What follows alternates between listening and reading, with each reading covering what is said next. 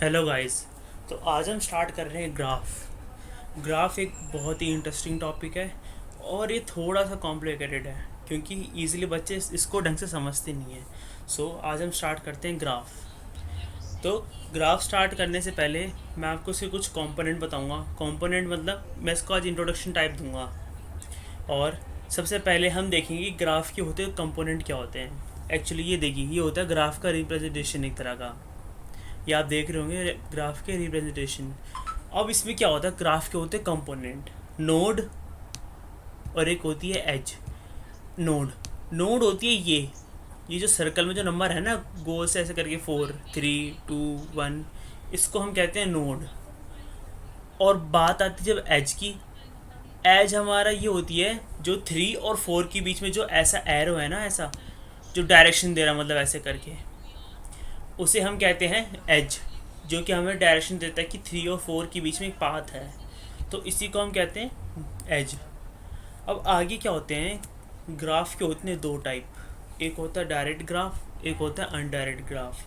Direct graph में क्या होता है कि डायरेक्ट ग्राफ को हम वन वे एज भी कहते हैं और अनडायरेक्ट ग्राफ को हम टू वे एज भी कहते हैं।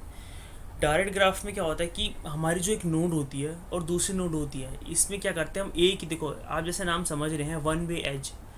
तो इसमें क्या होता है कि इस तरह से एक एरो दे रखा होता है कि जिसमें कंडीशन लग जाती है कि हमारा बस एक ही पाथ पॉसिबल है, मतलब हम खाली ऊपर ही जा सकते हैं। इसी तरह का डायरेक्ट एड का मतलब यही है, हम एक ही तरह, मतलब वन वे एज, हमारे पास एक ही तरीका है 3 तक जाने का, एक ही तरीका 2 तक जाने का। एक होता है अनडायरेक्ट ग्राफ। इसमें क्या होता है कि इसमें कुछ भी पता नहीं है कि क्या हमें ऊपर जाना है, क्या हमें नीचे जाना है। तो हम मतलब यहाँ ऊपर भी जा सकते हैं, हम यहाँ नीचे भी जा सकते हैं। तो इसको बोलते हैं टू वे एज ग्राफ। तो ये होते हैं ग्राफ के दो टाइप। अब आगे मैं आपको बताता हूँ कि ग्राफ को रिप्रेजेंटेशन कैसे करते हैं। ग्राफ की जो रिप्रेजेंटेशन होती है वो दो टाइप में होती है। एक होती है एडजेंसी मैट्रिक्स, एक होती है एडजेंसी लिस्ट। ये दो टाइप की इसकी रिप्रेजेंटेशन होती है। अब देखो एग्जांपल हमारा यही रहेगा 1 2 3 4। अब इन दोनों में से कोई सा भी ले सकते हैं 1 2 3 4। अब देखिए 1 2 3 4 हम ये वाला लेते हैं,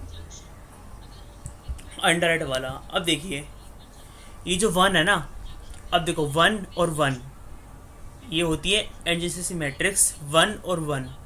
इसका मतलब क्या है कि क्या कोई ऐसा ग्राफ है जो खाली एक ऐसा इकलौता सा एक नंबर हो, बस ये होना चाहिए तब जाके 1 और 1 ट्रू होगा। पर ऐसा तो है ही नहीं हमारे पास तो कंप्लीट ग्राफ है। तो 1 1 0। अब देखो 1 और 2 के बीच कनेक्शन है, 1 नोड है उसका 2, हाँ ट्रू है। और 1 3 के बीच में कनेक्शन है, हाँ 1 3 के बीच में भी है। क्या 1 4 के बीच में है? नहीं, 1 4 के अंदर नहीं है। अब देखिए 2 1 के अंदर कनेक्शन है, हाँ 2 1 के बीच में भी है। 2 2 के बीच में है, 2 2 का मतलब सिंगल नोड, ऐसा तो है ही नहीं सारी नोड इकट्ठे हैं। 2 3 के बीच में है, 2 3 के बीच में है। 2 4 के बीच में है, 2 4 के बीच में है, नहीं है, तो हम इस 0 रखेंगे। देखिए हाँ, इसी तरह से होती है हमारी एडजेंसी लिस्ट, जिसमें क्या होती है हमारी ये 4 नोड हैं। अब हमें देखना है कि 1 से कितने पड़ोसी है, उसके मतलब कितने पड़ोसी हैं। एक 1 का पड़ोसी है 2, एक है 3। तो देखो हमने 1 क्या की लिस्ट की तरह करा है, 2 एक है 3। अब देखिए 2 की कितने पड़ोसी हैं, 1 और 3। तो 2 के पड़ोसी कितने हैं, 1 और 3। अब देखिए 3 के कितने पड़ोसी हैं, 3 के तो सारे पड़ोसी हैं, 1 भी है, 2 भी है, 4 भी है, 1 भी है, 2 भी है, 4 भी है। अब 4 का पड़ोसी कौन है, 4 का पड़ोसी है 3। सॉरी यहाँ मैंने गलती से 4 लिख दिया, पर 4 का पड़ोसी है 3। एक मिनट मैं इसको थोड़ा क्लियर कर देता हूँ।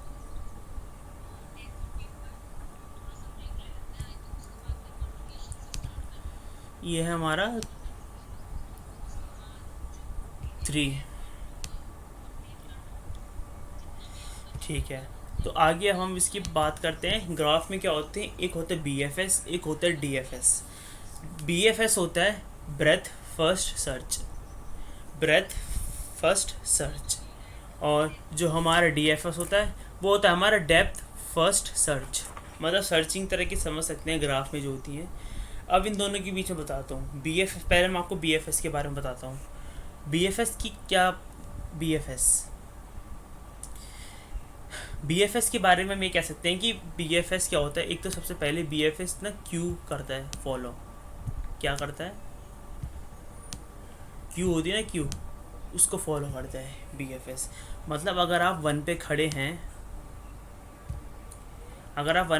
तो वन के साथ साथ अब आप जैसे आप मान लें हम प्रिंट करेंगे कि हमें इसको ऑर्डर को प्रिंट करना है, तो उसमें प्रिंट कैसे होगा। मान लो अगर मैं वन पे खड़ा हूँ तो वन का पड़ोसी है 2 और 3।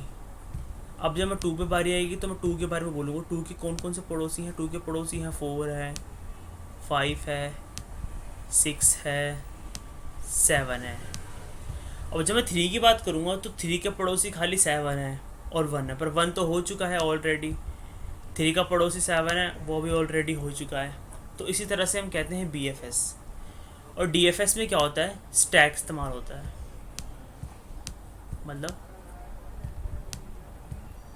स्टैक BFS में होता है, DFS में स्टैक होता है। अब इसमें भी थोड़ी बहुत कंडीशन है। इस DFS में क्या होता है, एक होता है प्री ऑर्डर, एक होता है प्री ऑर्डर, एक होता है पोस्ट ऑर्डर। आपको थोड़ा बहुत नाम से आइडिया लग गया होगा कि प्री ऑर्डर और पोस्ट ऑर्डर हैं क्या। तो मैं आपको बताता हूँ कि प्री ऑर्डर क्या होता है। प्री का मतलब पहले। अगर मैं इसमें बोलूँ कि प्री ऑर्डर कौन, मान लो अगर मैं 2 पे खड़ा हूँ तो मैं 2 से पूछता हूँ कि 2 का प्री ऑर्डर कौन है, तो 2 का प्री ऑर्डर है 1। अगर मैं पूछूँ 2 का पोस्ट ऑर्डर कौन है, 2 के पोस्ट ऑर्डर बहुत सारे हैं, 4 है, 5 है, 6 है, 7 है। इसी तरह से अगर मैं 4 से पूछूँ कि इसका इन ऑर्डर क्या है, 4 का इन ऑर्डर है, मतलब 4 का प्री ऑर्डर है 2, और 4 का पोस्ट ऑर्डर खुद ही 4 है, क्योंकि उसके आगे कुछ नहीं है नोड, तो 4 का पोस्ट ऑर्डर खुद ही 4 रहेगा। और DFS क्या करता है, स्टैक का इस्तेमाल करता है। अगर मैं इसका प्रिंट कराने जाऊँ तो पहले देखो, DFS मतलब डेप्थ फर्स्ट सर्च। तो DFS क्या जाता है, डेप्थ में जाता है। BFS में क्या होता था कि हम साथ साथ पड़ोसी को लेके चलते थे, पर DFS में ऐसा नहीं है।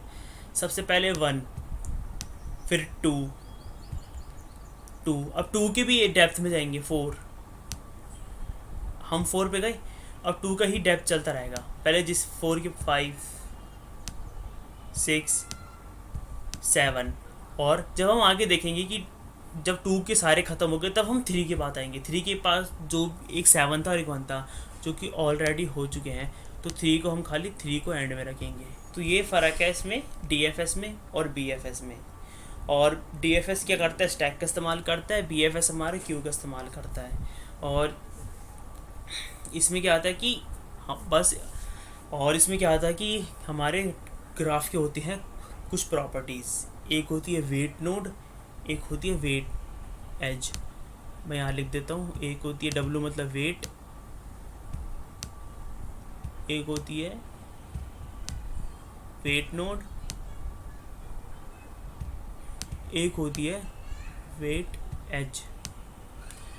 अब आपको थोड़ा वेट नोड तो समझ गए होंगे। नोड मतलब वो जिसमें कोई ना कोई वैल्यू इंसर्टेड हो। अगर मैं वेट नोड की बात करूँ तो मान लो ये मेरी नोड है, तो इसके अंदर 1 है, तो मैं चलो ठीक है इसको वेट नोड बोलेंगे। अगर मैं पूछूं कि वेट एज क्या होती है, पहले एज होती है कि हमारे किसी भी दो नोड के बीच का डिस्टेंस। मान लो ये मेरी 1 नोड है, ये मेरी 2 नोड है, अब इसके बीच में एक एज है। अब मैं बोलता हूँ वेट एज मतलब जो एज है उसकी बेबी एक नंबर हो। मतलब ये है, मैं बोलूँ कि अगर 1 और 2 के बीच में कितना डिस्टेंस है, तो मैं बोल सकता हूँ 3 यूनिट का डिस्टेंस है, 3 किलोमीटर भी हो सकता है, कुछ भी हो सकता है, वो 3 का डिस्टेंस है। जो 3 है ना, ये हमारा वेट एज है। मतलब एक तो डायरेक्शन दे रहा है, साथ साथ डायरेक्शन के साथ ये बता भी रहा है कि कितनी गैप है इसके बीच में। तो इसी तरह से आज हमारा ग्राफ का हमारा इतना ही है, और मैं आपको सेकंड पार्ट में समझाऊंगा, ग्राफ का थोड़ा सा और इंट्रो दूंगा और उसके बाद हम कोड करेंगे। So thank you.